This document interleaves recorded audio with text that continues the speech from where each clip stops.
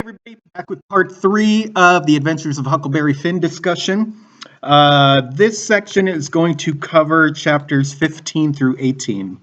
And I have labeled this section the approach. So going back to the hero's journey once again, right? We get all the way through the clock. 5 o'clock is the approach.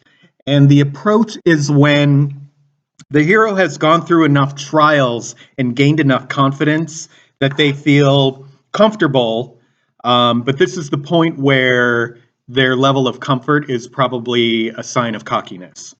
So something significant goes wrong. Oftentimes, an important person will die, right, or get kidnapped, or a significant injury, or something like that. But something that just reminds the hero that, wait a minute, you are not the hero yet. You are just another person in this world who has to struggle to survive like everyone else who is living in it. So this section is the approach. Significant events in this section is the losing of the raft, right, in chapter 15. The almost betraying Jim when they're trying to find Cairo in 16, and then the Shepherdsons versus the Grangerfords in 17 and 18. Of all of this, chapter 16 is really the approach. It should be 15, and we'll talk about this a little bit in identity, but it should be 15. That is harrowing. He almost loses Jim at that point. Jim could have died, he could have died, but Huck's reaction to it shows that he still believes that he is in control of this world at this point, and that's just not true. So 16, when he goes to Cairo, or goes to shore to figure out where Cairo is, and he has that internal struggle where he has to decide if he is going to betray Jim or not. That's the approach. Now there are real stakes, and he finally realizes that, and there's so much in the section, right? He talks about his stomach. It froze him to hear people talk like that, right? There's so much about that that is a deep internal struggle that Huck now has to make a real choice, and now he has to see that actions have consequences. So now he realizes that, wait a minute, I still am not completely out of this world. And as we know as the reader, we're not yet at 6 o'clock where, the absolute bottom is going to fall out of the floor. So that's the hero's journey at this point. Identity. Finally, we get some development. And that has to do with what we said about the hero's journey, right? Up until this point, Huck has been successful in his endeavors when he's met with a trial. But in chapter 16, he's finally met with a challenge that he has to develop as character for. Old Huck probably would have told. He talks about how he doesn't want to be labeled an abolitionist. It hurts him. He can't believe that Jim is saying things about getting out and buying his wife and stealing his kids back from who they're with.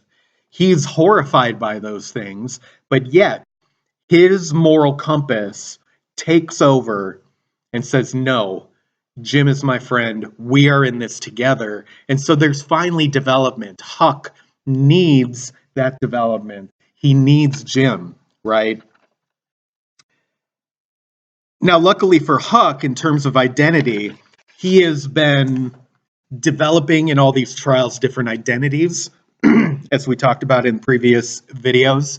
So when he is kind of stuck with the people looking for Cairo, he's able to use prior knowledge. He uses his role playing with the ferryman and with the lady whose husband was looking for Jim. He uses that knowledge to adapt it. Okay, I need to be a boy. I need to have a family in trouble, but I need to not have it be this, right? So he comes up with the smallpox story so that they're like, oh, wait, we don't want to see that raft, right? We don't want to go anywhere near that. So his search for identity, right, and anybody's search for identity, as I said in the first or second video, is trying on different personas to try to see what fits, right? And ultimately, your persona, who you present to the world and who you are, is going to be a combination of pieces of all these different personas you try on, right? That's what Huck is now developing. He's able to quickly adapt to, okay, I need to, at this point, I need to do this, but it can't be like what it was in the past. I have to change it like this. And also, I have this knowledge. So that will be interesting to track as we go into the next section with the Duke and Dauphin. Um, Again, using his ability to disguise himself for an extended period of time when he's with the Stevensons, right? He's able to, for an extended period of time, pretend he is somebody else, and that will come into play later on. Freedom. Huck has I keep doing that. 3 opportunities to be free of Jim, right? And to be completely on his own again. However, each time, Huck chooses Jim, right? First time with the raft. The raft is gone. Jim is gone. Huck could paddle to shore and be fine, right? But he doesn't. He goes out and seeks Jim. Why? Chapter 16, he has that chance to betray Jim and be on his own finally. He may even get a reward out of it. Who knows? But he chooses not to. Why? And then when he goes with the Stevensons, he could stay with them. They accept him as part of the family. They want him there, right? But then the craziness drives him to leave and he runs back to Jim. Again, why? Even at that point, he could run somewhere else, right? He could just run off and be free of Jim, right? But ironically, his quest for freedom needs security, and Jim represents that security.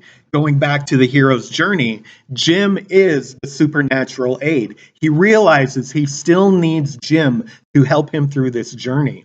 In fact, his journey has no purpose without Jim, right? Now they have a quest, now they have a goal. And Huck didn't have that before. He was lonely, he was bored, he didn't want to live like the widow, and he didn't want to live like Pap. So how is he going to live? He's not sure, right?